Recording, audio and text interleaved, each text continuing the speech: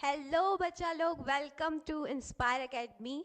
जैसा कि हम साइटोस्केलेटन पे कंप्लीट कर चुके थे लास्ट लेक्चर में, आपको अच्छे से याद है, मैंने आपको बताया था कि तीन चीज़ें थी, माइक्रोट्यूब्यूल्स, माइक्रोफिलामेंट और इंटरमीडिएट फिलामेंट। तो अब हमको क्या करना है, अब हमको सेंट्रोजोम के बारे में समझना है। तो इसलिए इसको थोड़ा सा एक बार रिवाइज भी हो जाएगा और एक बार इसको देख लेते हैं और अच्छे से, क्योंकि डिटेल स्टडी तो हमको वैसे भी सेलुलर ऑर्गेन्स की करनी ही है। ठीक है, तो चलिए चलते हैं। चलो यहाँ पे अगर मैं देखूं तो यहाँ पे मैंने स्ट्रक्चर बनाया हुआ है किसका, माइक्रोट्यूब्यूल्स, इंटरमीडिएट फिलामेंट और माइक्रोफिलामेंट का। ये पूरा कलेक्टिवली क्या कहलाता है, पूरा कलेक्टिवली जितने भी थ्रेड लाइक स्ट्रक्चर आपको दिखते हैं साइटोप्लाज्म में, मैं एक बार फिर से क्लियर कर रही हूँ, जितने भी थ्रेड लाइक स्ट्रक्चर आपको दिखते हैं वो ये तीनों हैं। ठीक है, यही मिलकर बनाते हैं साइटोस्केलेटन। ठीक है, साइटोस्केलेटन में कंफ्यूज हो जाता है बच्चा, कुछ भी नहीं है, ये जितने भी आपको फिलामेंटल स्ट्रक्चर दिखते हैं वही साइटोस्केलेटन है। अब अगर मैं बात करूं इनके स्ट्रक्चर की, तो सबसे जो बड़ा होता है वो होता है माइक्रोट्यूब्यूल। ठीक, ये कौन से प्रोटीन से मिलकर बना होता है, ट्यूबुलिन प्रोटीन। मैम हमने तो ट्यूबुलिन प्रोटीन का नाम ही पहली बार सुना है। देखो, सबसे पहले तो आपको ये जानना बहुत जरूरी है कि प्रोटीन किससे मिलकर बनते हैं। प्रोटीन बनते हैं अमाइनो एसिड से मिलकर। ये पूरी चीज हम किस में कवर करेंगे, टेंशन बिल्कुल नहीं लेना है। जहां पर भी आपको लगे कि मुझे यहाँ समझ नहीं आ रहा है, कमेंट सेक्शन में आपको बताना है। ठीक है, आपको क्या करना है, जितने भी अमाइनो एसिड है, सिर्फ 20 अमाइनो एसिड्स हैं, जिसको हम दो पार्ट्स में डिवाइड करते हैं। एक शॉर्ट इंट्रो दे रही हूँ मैं, इसको हम पूरा पढ़ेंगे। बायोमोलिक्यूल्स वाला जो हमारा यूनिट है, बहुत ही इंटरेस्टिंग यूनिट है बायोकेमिस्ट्री का। तो उसमें ऐसा है कि 20 अमाइनो एसिड्स जो है वो है नॉन एसेंशियल और एसेंशियल। अब एसेंशियल कौन से हैं, जो हमको हमारी डाइट में लेना पड़ता है बाहर से। जैसे प्रोटीन ले रहे हैं, प्रोटीन किससे बने, अमाइनो एसिड से। तो ये सारी चीजें हमको जरूरत है डाइट के फॉर्म में बाहर से लेने की। और नॉन एसेंशियल अमाइनो एसिड्स वो हैं जो हमारी बॉडी खुद सिंथेसाइज कर लेती है। ठीक है, तो उन्हीं अमाइनो एसिड, जैसे मैंने बोला सेल हमारी बॉडी का क्या है, बिल्डिंग ब्लॉक है। ठीक है, उससे टिश्यू बन रहा है, ऑर्गन बन रहा है, ऑर्गन सिस्टम बन रहा है। एग्जैक्टली प्रोटीन का बिल्डिंग ब्लॉक क्या है, अमाइनो एसिड। सो इसकी डेफिनेशन भी यही बनती है, amino acids are the building blocks of protein. जैसे आपने नाम सुना होगा, ग्लाइसिन, एलानिन, वैलिन, ल्यूसिन। तो ऐसे सबकी चेन बनती है और ऐसे प्रोटीन बनता है। तो जब कोई एक प्रोटीन बनता है तो उसको हम नाम देते हैं। तो ऐसे ही माइक्रोट्यूब्यूल जिस प्रोटीन से बना हुआ है उसका नाम है ट्यूबुलिन प्रोटीन। अभी आपको इतना याद रखना है। ठीक है, अब हम चलते हैं इसकी ओर। अगर आप देख सकते हो यहाँ पर इसका जो स्ट्रक्चर है किसका, इंटरमीडिएट फिलामेंट का, ये मीडियम साइज का होता है। ठीक है, और ये एक एसिडिक प्रोटीन से मिलकर बना होता है। कैसे, एसिडिक, एसिडिक कौन सा, केराटिन, केराटिन प्रोटीन नाम सुना होगा आपने। अब बात करते हैं माइक्रोफिलामेंट की। तो माइक्रोफिलामेंट जो है वो बहुत ही थिन होते हैं, बहुत ही पतले होते हैं। ठीक है, उसका जो प्रोटीन है, उसका जो कंपोजिशन है, जो प्रोटीन का नाम है वो है एक्टिन एंड मायोसिन प्रोटीन। क्या देखा हमने, तीन टाइप के प्रोटीन्स हैं, ट्यूबुलिन जो किस में है, माइक्रोट्यूब्यूल्स में। अब अगर मैं बात करूं एक्टिन एंड मायोसिन, माइक्रोफिलामेंट। और उसके बाद थर्ड वन इंटरमीडिएट जो कि है केराटिन प्रोटीन। आई होप आपको ये अच्छे से लर्न हो गया होगा। मैं रिविजन और एक और बार कराऊंगी हर चीज का, जैसे अभी हमने इसके पहले किया था, तो टेंशन लेने की जरूरत नहीं है। चलिए, ये चीज क्लियर हुई, अब हम आगे बढ़ते हैं। ठीक है, ये आपको बताना बहुत जरूरी था। देखिए, नेक्स्ट स्लाइड में हम देखने वाले हैं कि सेंट्रोजोम क्या होता है, सेंट्रियोल्स क्या होते हैं, ये दोनों चीजें। उसके बाद फिर हम अपनी स्लाइड में जाएंगे, जो हमारी सेलुलर ऑर्गेनल्स की पूरी स्लाइड्स चल रही हैं उसमें हम जाएंगे और वो आज हम कंप्लीट करेंगे। ठीक है, चलिए देखिए, ये आपको स्ट्रक्चर दिख रहे हैं। देखो, ये एक सेल है, इसमें मैंने न्यूक्लियस वगैरह नहीं बनाया, ये आप खुद सोच सकते हो। यहाँ पे अभी सेल डिविजन चल रहा है। मैंने आपको बताया था जो क्रोमोसोम का स्ट्रक्चर है वो हर फेज में अलग अलग दिखाई देता है। सेल डिवीजन का भी एक अलग यूनिट है जिसमें है माइटोसिस, मियोसिस, ये सारी चीजें आएंगी। ठीक है, तो यहाँ पे हमने कौन सा फेज बनाया है, मेटाफेज बनाया है। अभी हमको क्या समझना है, सेंट्रोजोम समझना है। तो ऐसे दो ऊपर स्ट्रक्चर दिखाई देते हैं, ऑब्वियसली बात है, यहाँ बीच में आपका न्यूक्लियस होगा। ठीक है, तो यहाँ पर आपको सेंट्रोजोम दिख रहा है, ठीक, ऊपर और नीचे। इसके अंदर दो सिलेंड्रिकल लाइक स्ट्रक्चर होते हैं, ट्यूब्स लाइक स्ट्रक्चर होते हैं, ये भी बोल सकते हैं हम, जो ऐसे परपेंडिकुलर होते हैं एक दूसरे के। जो जो चीजें मैं बोल रही हूँ वही आपकी आगे वाली थ्योरी में लिखी होंगी, इसलिए ध्यान से सुनना, रिवीजन हो जाएगा फिर। 90 डिग्री रहते हैं एक दूसरे के। ठीक, अब अगर मैं बात करूं कि सेंट्रोजोम क्या है, तो ये आपको जो पूरा दिख रहा है, इसके अंदर जो ये येलो वाला पार्ट है, ये मस्टर्ड कलर का जो पार्ट है, इसको हम बोलते हैं पेरीसेंट्रियोलर स्पेस। तो ये क्या है, ये है आपका सेंट्रोजोम। उसके अंदर जो ये वाली चीज है, दो सिलेंड्रिकल पार्टिकल, दो पार्टिकल्स बोल रही हूँ सॉरी, ये जो दो ट्यूब्यूल लाइक स्ट्रक्चर है, सिलेंड्रिकल स्ट्रक्चर्स आपको दिखाई दे रहे हैं, इसको हम बोलते हैं सेंट्रियोल्स। ठीक है, ये एक दूसरे के कैसे हैं, परपेंडिकुलर। इसका डायग्राम हम देखेंगे। अब आपको यहाँ पे दिख रहा है ये वाला पार्ट जो कि है क्रोमोसोम। मेटाफेज में क्रोमोसोम इस तरीके से दिखाई देते हैं। इसका मतलब क्रोमोसोम अभी सेपरेट नहीं हुए हैं, अभी फटे नहीं हैं। फटेंगे कब, एनाफेज में। ठीक है, देखो क्या होता है, जो यहाँ पे आपको एक स्ट्रक्चर दिख रहा है, ये वाला पूरा जो ब्लैक वाला दिख रहा है, ये वाला, इसको हम बोलते हैं स्पिंडल फाइबर। क्या बोलते हैं, स्पिंडल फाइबर। आपने 9th-10th में भी ये चीज देखी होगी, सेल डिवीजन पढ़ा हुआ है सभी बच्चों का। अगर नहीं है तो कोई दिक्कत नहीं है, मैं यहाँ बैठी हूँ हर चीज को एकदम क्रिस्टल क्लियर करने के लिए, कोई दिक्कत वाली बात नहीं है। ठीक है, चलिए अब हमको ये देखना है कि स्पिंडल फाइबर किससे अटैच है। जो ये आपको स्ट्रक्चर दिख रहा है ब्लू कलर का, इसको हम बोलते हैं काइनेटोकोर। अगर कहीं ये चीज मेंशन हो रही है कि जो स्पिंडल फाइबर है वो क्रोमोसोम से अटैच है, ठीक है, वो क्रोमोसोम से अटैच है, लेकिन क्रोमोसोम के ऊपर एक स्ट्रक्चर प्रेजेंट होता है जिसका नाम है काइनेटोकोर, तो उससे वो अटैच रहता है। ठीक, ये हमने समझा। उसके बाद ऑब्वियसली आपका जो जेनेटिक मटेरियल रहता है, ठीक है, चाहे वो डीएनए हो, है ना, तो ये सब इसके अंदर है ना, ऑब्वियसली ये हम पढ़ चुके हैं। उसके बाद अगर मैं देखूं तो ये वाला जो पूरा फेज है, ये था हमारा मेटाफेज। मैंने एक एक चीज आपको इंट्रोड्यूस कर दी। ये हमारी सेल है, कौन सी सेल है, यूकैरियोटिक सेल। चलो, ये आपका साइटोप्लाज्म है, ठीक है। यहाँ पर ऊपर और नीचे दो ऐसे स्ट्रक्चर्स हैं जिनको हमने क्या कहा, सेंट्रोजोम, जिसके अंदर के स्पेस को हम बोलते हैं पेरीसेंट्रियोलर स्पेस। उसके अंदर क्या है, दो ट्यूब्यूल लाइक स्ट्रक्चर्स हैं जो कि 90 डिग्री और एक दूसरे के परपेंडिकुलर है, जिसको हमने बोला क्या, जिसको हमने बोला सेंट्रिओल्स। अब अगर मैं बात करूं किसकी, ये क्रोमोसोम की, तो ये अभी सेपरेट नहीं हुए हैं, ये इस तरीके से दिखाई देते हैं मेटाफेज में। अब मैं आगे बढ़ती हूँ। ठीक, देखिए ये वाला हम डायग्राम डिस्कस करेंगे। अब आपको इससे सेंट्रोजोम और सेंट्रियोल जो है वो एकदम अच्छे से जो है वो क्लियर हो जाएगा। देखो यहाँ पर लिखा हुआ है chromosome getting separated from middle region. Middle part से फटना शुरू हो जाता है, ऐसा याद रखना है कि ये जो स्पिंडल फाइबर की लेंथ है, इस फेज में कौन सी फेज की बात चल रही है, एनाफेज की बात चल रही है। इसके पहले जो फेज थी वो थी मेटाफेज। ठीक है, ओके। अब अगर मैं बात करूं तो अगर मैंने मेटाफेज में बोला है कि वहां पे सेपरेट नहीं हुए हैं, यहाँ मिडिल रीजन में वो फटते जा रहे हैं, तो तब तो जो स्पिंडल फाइबर की लेंथ थी वो थी से एग्जैक्ट जो उसकी नॉर्मल लेंथ है, ठीक है, लेकिन ऑब्वियसली वो उसको खींचेगा तो उसकी लेंथ में क्या होगी, शॉर्टनिंग होगी। तो यहाँ पे ये मेंशन किया जाता है कि स्पिंडल फाइबर की जो लेंथ है उसकी शॉर्टनिंग होती है और जो आपके क्रोमोसोम्स हैं वो इस तरीके से सेपरेट होते जाते हैं सेल डिवीजन की प्रोसेस में। जो फेज है उसका नाम है एनाफेज। वही सारे पूरे स्ट्रक्चर्स बने हुए हैं, ये आपके क्रोमोसोम सेपरेट दिखाई दे रहे हैं आपको, स्पिंडल फाइबर है, एनाफेज है, ये सेंट्रोजोम है, ये आपका सेंट्रियोल है, ठीक है, perpendicular to each other. Clear, चलो अब हम नेक्स्ट स्लाइड की तरफ चलते हैं। अगर मैं देखूं, ये एक सेंट्रोजोम का मैंने आपको डायग्राम बनाया, ठीक है, देखो ये आपका हो गया सेंट्रोजोम, इसमें आपका पेरीसेंट्रियोलर स्पेस, उसके बाद ये सिलेंडर लाइक स्ट्रक्चर, इसको मैंने एक्सपांड किया, इसको मैंने क्या किया, एक सिलेंडर लाइक स्ट्रक्चर या एक ट्यूब को मैंने बाहर निकाल दिया। अब हम ये वाला जो सेक्शन है, ये वाला जो सेक्शन है उसको ऐसा करके देखेंगे कि इसमें अरेंजमेंट किस तरीके से पाया जाता है। ठीक, हमने देख लिया कि सेंट्रियोल प्रेजेंट है, सेंट्रोजोम है, ठीक है। अब इसके बाद में सेंट्रियोल में क्या फंक्शंस हैं और क्या अरेंजमेंट्स हैं हमको वो देखना है। ठीक, चलिए आगे बढ़ते हैं। देखो ये डायग्राम बहुत ही ज़्यादा आसान है, ऐसे देखने में आपको शायद डिफ़िकल्ट लग रहा होगा, लेकिन डिफ़िकल्ट बिल्कुल भी नहीं है। कोई भी चीज़ डिफ़िकल्ट नहीं होती, अगर आप पढ़ोगे, समझोगे, टाइम दोगे, उसको रिवाइज करोगे तो सब आसान है। ठीक है, चलिए अब अगर मैं बात करूँ किसकी, देखो मैंने अभी आपको बताया, एक बार फिर से देख लो, ये वाला जो पार्ट है, ये वाला, इसको हम ऐसे देख रहे हैं। ठीक, अब यहाँ पर आपको क्या दिख रहा है, ऐसे 3 स्ट्रक्चर्स दिख रहे हैं गोल गोल, ठीक है, लड्डू, इसको आप लड्डू कंसिडर कर सकते हो याद रखने के लिए। तो ट्रिपलेट स्ट्रक्चर्स हैं ये, ठीक है। यहाँ पर इन्हीं को हम क्या बोल रहे हैं, देखो 3 है, ठीक है।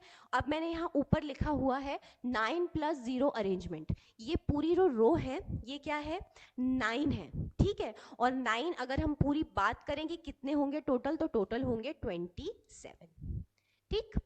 अब मैं बात कर रही हूं कि ये जो ट्रिपलेट है इनको हमने क्या बोला, माइक्रोट्यूब्यूल्स। ये देखो ये लिखा हुआ है माइक्रोट्यूब्यूल्स। माइक्रोट्यूब्यूल्स जो है वो एक दूसरे से, ठीक है, जितना भी ये ट्रिपलेट स्ट्रक्चर हमको दिख रहा है ये एक दूसरे से कैसे अटैच है, तो हमको ना ऐसे याद रखना है।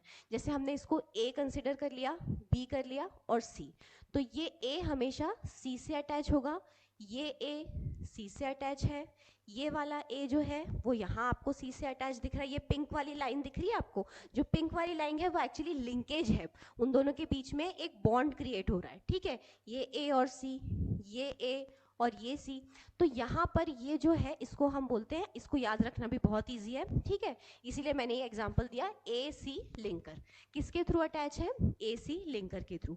इसके बीच में एक प्रोटीनिशियस चीज पाई जाती है जिसको हम बोलते हैं हब, ठीक, प्रोटीनिशियस हब कहा जाता है, जिसमें कि ऑब्वियसली ये जो पूरा आपको येलो वाला पार्ट दिख रहा है ये।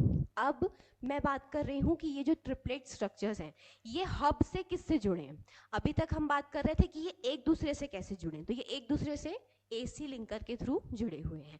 अब अगर मैं बात करूं कि ये हब से किससे जुड़े हैं, तो उसको हम बोलते हैं स्पोक, ठीक है, और कलेक्टिवली बोले तो स्पोक्स बोल सकते हैं, ठीक। अब एक बार फिर से रिवाइज करते हैं, ये है आपके सेंट्रियोल का, मैंने ऐसा रख दिया, ठीक। इसके बाद जो सेंटर पोर्शन है वो है आपका हब जो आपको दिख रहा है। जो ट्रिपलेट स्ट्रक्चर्स है जिनको हमने माइक्रोट्यूब्यूल्स कहा, वो जब हब से कनेक्टेड है तो वो किसके थ्रू कनेक्टेड है, स्पोक, ठीक। उसके बाद अगर मैं बात करूं कि वो साथ में, मैंने ABCD का एग्जांपल दिया कि वो साथ में किसके थ्रू कनेक्टेड है, एक से एक ने हाथ पकड़ा हुआ है इधर से, AC लिंकर के थ्रू, ठीक, क्लियर। चलिए अब हम इसकी थ्योरी देखेंगे तो आप लोगों को बहुत ही आसानी से जो है वो क्लियर हो जाएगा, क्योंकि मैंने इसकी जो थ्योरी है उसमें वही लिखा है जो मैंने आपको पूरा बताया, ताकि आपको कहीं पर भी कोई भी इश्यू ना हो, ठीक। चलिए आई होप आप लोग कॉपी पेन लेके बैठे हैं और नोट्स बना रहे हैं। हमारा सेलुलर ऑर्गेनल्स ऑलमोस्ट कंप्लीट होने वाला है, तो आप लोगों को पूरे नोट्स रेडी रखना है, और साथों साथ ये भी ध्यान रखना है कि आपको हर चीज़ के की पॉइंट्स के नोट्स भी बनाने हैं। ऐसा नहीं है कि सिर्फ रफ नोट्स बनाने, एक की पॉइंट्स के नोट्स अगर आप बनाएंगे तो आपको रिवीजन के टाइम पे इजी जाएगा, ठीक है। So let me drink some water. तब तक आप देख लीजिए स्लाइड एक बार, अगर आपको स्क्रीनशॉट लेना है तो आप स्क्रीनशॉट ले लीजिए।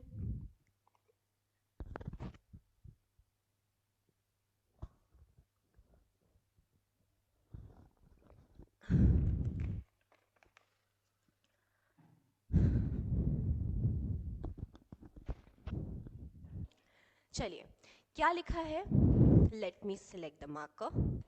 मार्कर के बिना काम नहीं चलता है, ठीक है। चलिए मार्कर आ गया, कलर दूसरा ले लेते हैं, I will select yellow, okay. चलो किसके बारे में बात हो रही है, सेंट्रोसोम सेंट्रियोल। हमने बहुत अच्छे से डायग्राम के थ्रू समझाई है, ठीक। पहले मैंने साइटोस्केलेटन बताया, उसके बाद पूरी चीजें बताई। अब देखो centrosome, the centrosome organelle is made up of 2 mutually perpendicular structure known as centrioles. यही चीज बताई थी मैंने। देखो ये है आपका क्या, सेंट्रोसोम, ये परपेंडिकुलर है एक दूसरे के, और ये आपके सेंट्रियोल है, वही चीज यहाँ लिखी हुई है, ठीक। Each centriole is composed of 9 equally spaced peripheral fibrils of tubulin protein and the fibril is a set of triplets। ये चीज हमने किस में देखी, जो मैंने इसका ये वाला एक सिलेंडर को निकाला बाहर, एक सेंट्रियोल को निकाला बाहर, फिर मैंने उसको ओपन किया ऐसे, वो चीज पूरी यहाँ पे लिखी हुई है कि ये जो ट्रिपलेट्स हैं ये इस तरीके से प्रेजेंट है, 9 रोज इनकी है, 9 रोज नहीं बोल सकते, 9 इनके ऐसे पार्ट्स प्रेजेंट है ये बोल सकते हैं, ठीक है। तो वो एक दूसरे से अटैच है AC लिंकर के थ्रू, और वो बने कैसे हैं, ट्यूब्यूलिन प्रोटीन से। माइक्रोट्यूब्यूल्स हैं, ट्यूब्यूलिन प्रोटीन से बने होंगे, ऑब्वियसली हम डिस्कस कर चुके हैं, ठीक है। अब the core part of the centriole is known as hub, ये बताया था मैंने, जो बीच वाला पोर्शन है इसको हम हब बोलते हैं। एंड प्रोटीनिशियस, ये भी बताया था मैंने कि ये प्रोटीनिशियस हब कहलाया जाता है। The hub connects the peripheral fibrils विया रेडिकल स्पोक्स, यही बोला था मैंने, आप उसको स्पोक्स बोलो, सॉरी रेडिकल नहीं है, रेडियल स्पोक है, रेडियल स्पोक बोलो या स्पोक्स बोलो, दोनों सेम है, ठीक। अगर मैं बात करूं कि ये जो ट्रिपलेट स्ट्रक्चर है ये इससे किससे, हब से किसके थ्रू कनेक्ट है, तो वो है radial spoke, which is made up of protein, ये भी किससे बनी होती है, प्रोटीन से बनी होती है। द सेंट्रियोल फ्रॉम द, ये वाला पार्ट अभी आपको छोड़ना है, इसको मत पढ़ो नहीं तो आपको थोड़ा कंफ्यूजन क्रिएट हो सकता है, तो अभी ये वाला पार्ट छोड़ दो, मैं बताऊंगी आगे, ठीक है। तो हमने देखा सेंट्रोसोम और सेंट्रियोल्स क्या होता है, पूरा एक एक पॉइंट वही है, ये रिवीजन हो गया आप लोग का, मैंने जो पूरा बताया था वही चीज यहाँ पे लिखी हुई है, ठीक। नेक्स्ट में इसका डायग्राम दिया हुआ है, तो अपन डायग्राम देख लेते हैं एक बार। देखो डायग्राम में, ये डायग्राम इतना इजीली समझ में नहीं आएगा जितना मैंने बताया, क्योंकि ये डायग्राम में आपको वो सेंट्रियोल दिखा रहा है। देखो अगर मैं आपको इसको मेंशन करूं, इसमें सिर्फ सेंट्रियोल के बारे में बताया गया है, अभी ज़्यादा कंफ्यूज होने की ज़रूरत नहीं है इसमें, ये सारी चीज़ों पे आप मत जाओ, क्योंकि हम हर एक, चाहे वो प्लाज्मा मेम्ब्रेन हो, चाहे वो साइटोप्लाज्म हो, चाहे, अभी तो हमने, सोचो ये जितना पढ़ा ये सिर्फ आउटलाइन ही कंसिडर कर सकते हैं, हमको अभी और डिटेल में जाना है और पढ़ना है, तो इसीलिए अभी इसको जितना मैं बता रही हूँ उतना आप नोट करते जाओ, ठीक। यहाँ मैंने आपको क्या बोला कि कुछ ऐसे सिलेंडर लाइक स्ट्रक्चर हैं, ठीक, जो कि माइक्रोट्यूब्यूल्स कहलाते हैं, है ना। अब आपको ये सिलेंडर लाइक स्ट्रक्चर परपेंडिकुलर दिख रहे हैं एक दूसरे के 90 डिग्री पे, ठीक है, तो बस उसने सेंट्रोसोम और सेंट्रियोल का साथ में एक स्ट्रक्चर बना दिया, ये हो गया आपका सेंट्रोसोम, और इसके अंदर जो स्पेस होगा वो होगा पेरीसेंट्रियोलर स्पेस, उसके अंदर आपके ये दोनों सिलेंडर लाइक पूरे जो सेंट्रियोल्स हैं वो प्रेजेंट है, ठीक है, कैसे 90 डिग्री। चलो आगे बढ़ते हैं। चलो वैक्यूल्स, वैक्यूल्स क्या होते हैं, चलिए आप लोग को अगर मेरी स्लाइड्स का स्क्रीनशॉट लेना है तो आप ले सकते हो, तब तक प्यास लग जाती है बोलते बोलते, तो आप ले लीजिए तब तक स्क्रीनशॉट।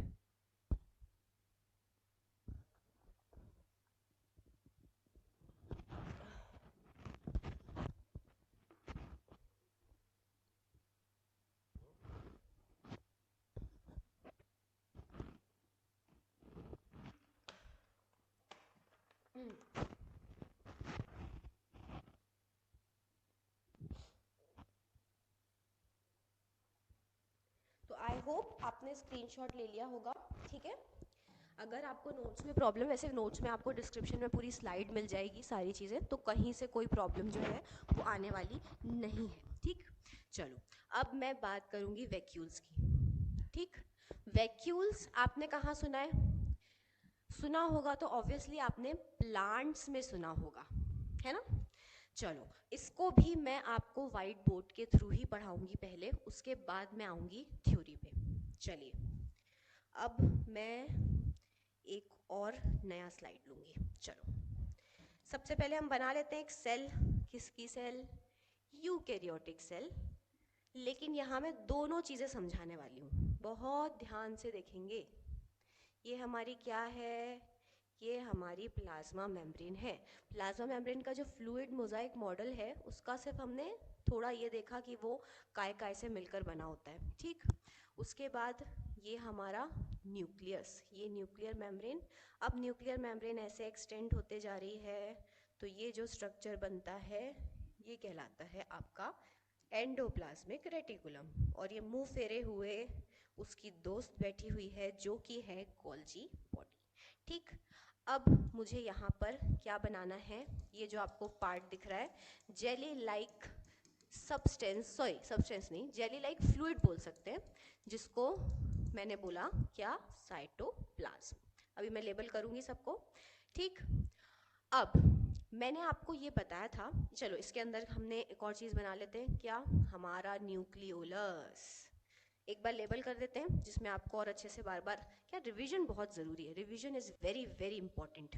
ये सीधे न्यूक्लियस लिख रही हूँ मैं, ठीक। ये क्या है आपका ईआर, ये है आपका गोल्जी एपेरेटस, एपैरेटस बोल सकते हैं, गोल्जी कॉम्प्लेक्स बोल सकते हैं, या गोल्जी बॉडी, तीनों एक ही चीज़ है। चलिए, मैंने आपको ये बताया था कि एंडोप्लाज्मिक रेटिकुलम और गोल्जी बॉडी दोनों ही किस में इन्वॉल्व हैं, प्रोटीन सिंथेसिस में इन्वॉल्व है। ठीक है, अगर मैं प्रोटीन सिंथेसिस की बात कर रही हूँ तो प्रोटीन सिंथेसिस में एंडोप्लाज्मिक रेटिकुलम क्या कर रहा है, वो एक ऐसी जगह है जहाँ उसने लड्डू बनाया, या मैंने आपको एग्जाम्पल दिया था चॉकलेट का। ठीक है, दोनों एग्जाम्पल आप कंसिडर कर सकते हो। तो पैकेजिंग लगती है ना, अब आपको लड्डू कहीं पहुंचाना है तो उसको पैक करके ही भेजोगे अच्छे से। ठीक, तो क्या हुआ, उसने चॉकलेट बना दिया, चॉकलेट बना के उसने क्या किया, उसने गोल्जी बॉडी को देख लिया। चॉकलेट को हमको क्या कंसिडर करना है, प्रोटीन कंसिडर करना है। ठीक है, वेसाइकल के फॉर्म में निकलेंगे, मैंने आपको बताया था, वही वेसाइकल के बारे में यहाँ पे अभी देखने वाली। ठीक है, देखो ध्यान से सुनो, मैंने आपको क्या बोला, इसका जो ल्यूमेन होता है, किसका, एंडोप्लाज्मिक रेटिकुलम का, ये वाला पार्ट, यहाँ पर प्रोटीन का सिंथेसिस होता है।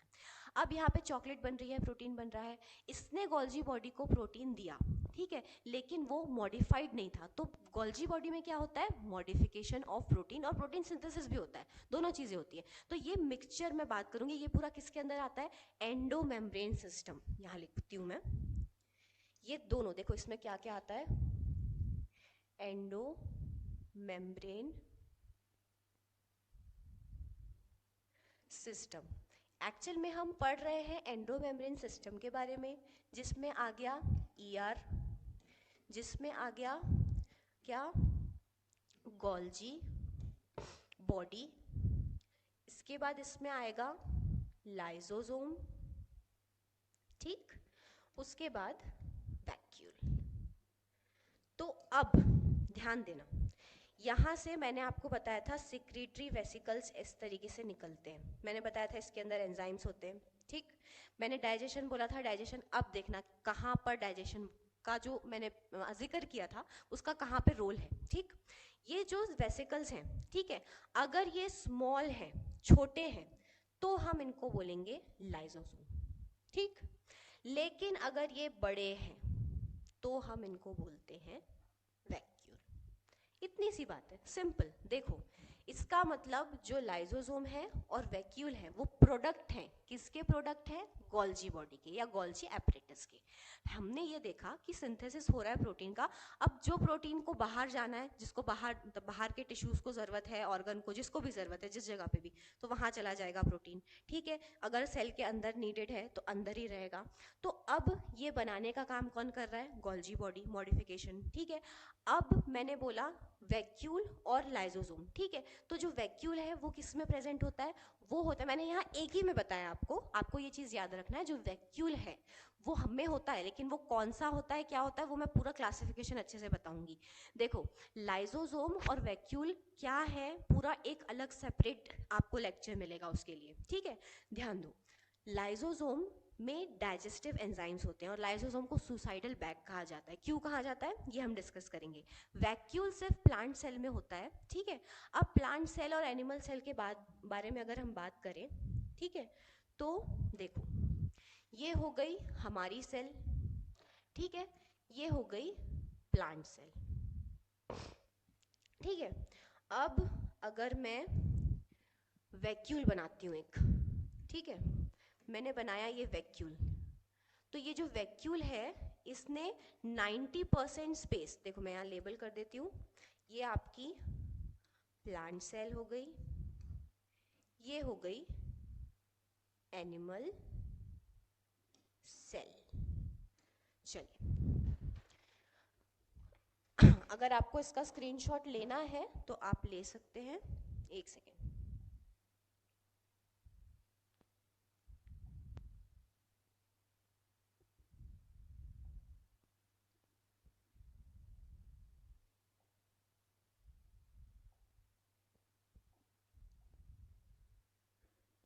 चलिए, मैं उसको आपको फिर से नेक्स्ट वीडियो में आपको उसको एक्सप्लेन कर दूंगी, जो मैंने भी बनाया था। कुछ है नहीं उसमें, सिर्फ वो एंडोमेम्ब्रेनस सिस्टम का पूरा है, वो अभी मैंने यहाँ पे शो नहीं हो रहा है, मैं आपको दिखा दूंगी। ठीक है, तो यहाँ पर आपको 2 सेल्स प्रेजेंट है, देख लीजिए।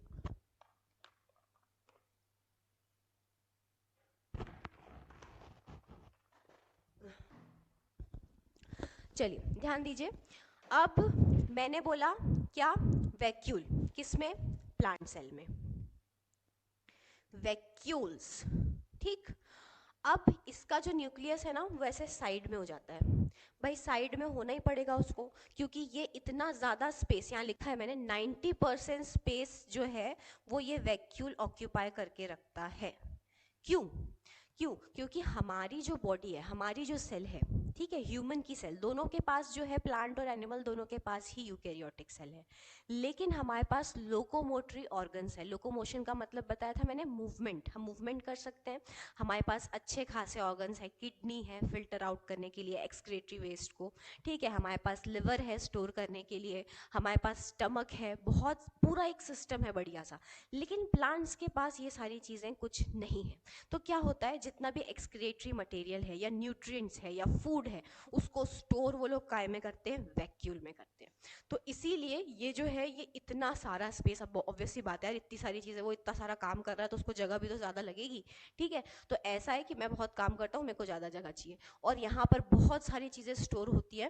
उसको भी मैं एक एक चीज़ बताऊंगी कि क्या स्टोर करता है, कैसे स्टोर करता है।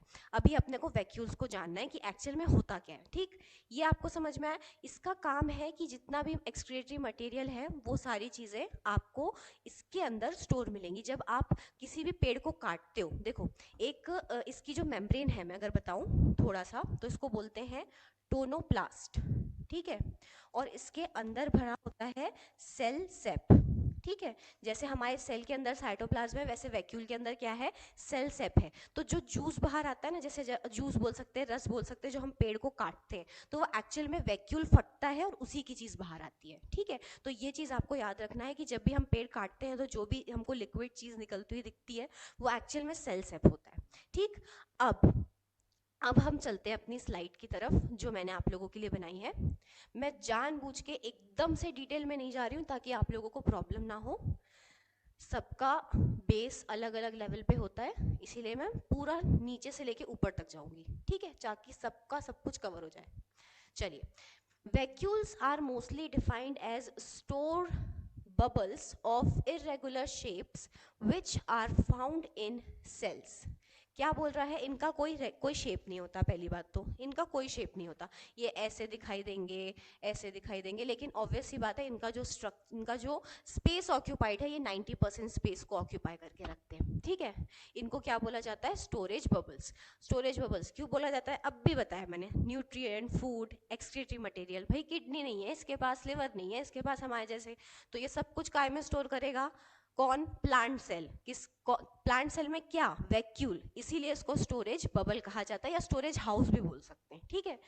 They are fluid filled organelle enclosed by a membrane. membrane का नाम भी मैंने आपको बताया, टोनोप्लास्ट, ठीक। the vacuole stores the food or a variety of nutrients that a cell might need to survive. यही चीज मैंने आपको अभी बताई कि अगर किसी सेल को ज़रूरत है, जैसे हमारे जो बॉडी है उसमें स्टोर्ड कार्बोहाइड्रेट होता है ग्लाइकोजन, ठीक है, एक्स्ट्रा जो स्टोर्ड कार्बोहाइड्रेट है, और अगर हम प्लांट्स की बात करें तो वो होता है स्टार्च। तो जब सेल को जीवित रहने के लिए जितने भी न्यूट्रिएंट्स की ज़रूरत है, फूड की ज़रूरत है, तो वो उसको प्रोवाइड करने का काम कौन करेगा, वैक्यूल, ठीक है, यही चीज़ लिखी है। In addition to this it also stores waste products, बताया मैंने, excretory products, waste products. Waste products are eventually throw out by the vacuoles.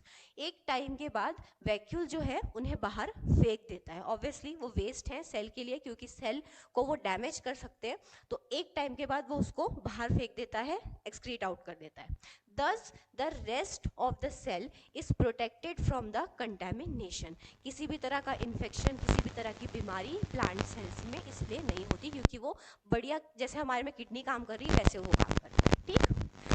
The animal and plant cell have different size and number of chromosome. मैंने आपको बोला था बहुत अच्छा इसका classification है वैक्यूल्स का, तो बढ़िया तरीके से उसको हम पढ़ेंगे। तो प्लांट और एनिमल सेल में इसका साइज डिफर करता है, ऑब्वियसली इतना बड़ा वैक्यूल हमारे इसमें नहीं होता है। क्या होता है, कैसे होता है, मैं बताऊंगी, सारी चीज़ें बताऊंगी, कौन से एनिमल में कौन सा होता है, कॉन्ट्रेक्टाइल वैक्यूल होता है, सैप वैक्यूल होता है।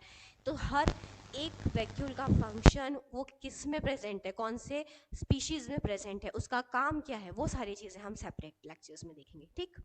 अब ये पूरी चीज आपको समझ में आई, ठीक। देखो नेक्स्ट साइड, ये है हमारा लास्ट पार्ट जो कि ये आपको बता रहा है कि हमने अभी तक पूरे सेलुलर ऑर्गेनल्स ऑलमोस्ट कंप्लीट कर लिए हैं, और जो बचे होंगे ऑब्वियसली उनको भी हम कंप्लीट करेंगे। अगर कुछ रह गए होंगे तो मैं हर एक पूरे ऑर्गेनल का एक लेक्चर बनाऊंगी और उसको फिर अपलोड करूंगी।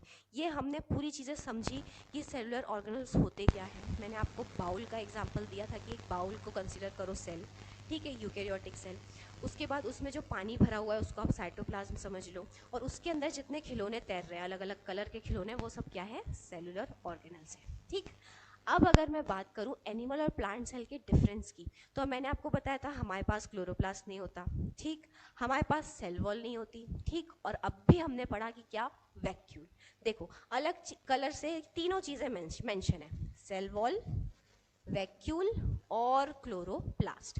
भाई हमारे पास क्लोरोप्लास्ट होता तो हम भी फोटोसिंथेसिस करते, कोई ज़रूरत ही नहीं थी, स्टमक की ज़रूरत नहीं है, इंटेस्टाइन की ज़रूरत नहीं है, किसी चीज़ की ज़रूरत नहीं है। लेकिन there is a huge difference कि क्लोरोप्लास्ट फोटोसिंथेसिस में मदद करता है, फोटोसिंथेसिस क्लोरोप्लास्ट के बिना हो ही नहीं सकता, तो वो है प्लांट सेल में, एनिमल सेल में एब्सेंट है। ठीक, दूसरी चीज़ यहाँ हाईलाइट लिखा है, ऑरेंज कलर से जो पार्ट्स लिखे हैं वही डिफरेंस है, किसमें, प्लांट और एनिमल में। बाकी सारी चीज़ें तो हम देख चुके हैं, mitochondria, Golgi body, endoplasmic reticulum, cell membrane मतलब प्लाज्मा मेम्ब्रेन, ठीक है, या इसको हम साइटोप्लाज्मिक मेम्ब्रेन भी बोलते हैं। ठीक है, चलिए, ये था पीपीटी बाय अनुष्का मैम। मतलब आप लोगों के लिए मैंने स्पेशली सारे पीपीटीज जो हैं वो प्रिपेयर किए हैं ताकि आपको इजीली समझ में आए। I hope you enjoyed the lecture. अगर कहीं पर भी कोई कंफ्यूजन है तो प्लीज़ कमेंट सेक्शन में बताइए, and keep watching inspire academy. Thank you.